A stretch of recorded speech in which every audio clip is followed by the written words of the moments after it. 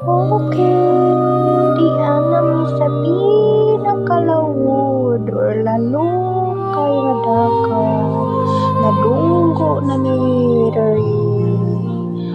O nakita ninyo ang kahibulungan na lugar na sa tunga sa dagat.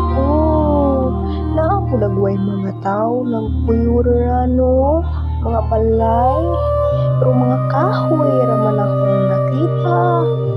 Halaoy, nindot kayo diri daghan kayong mga isda, tinaw kayong dagat, limpyo ang palibot, daghan kayong mga bisita nga magtanaw. Halaoy, hala di jud mo magmahay mari mo diri perting kanindot. Bye bye, nice kayo.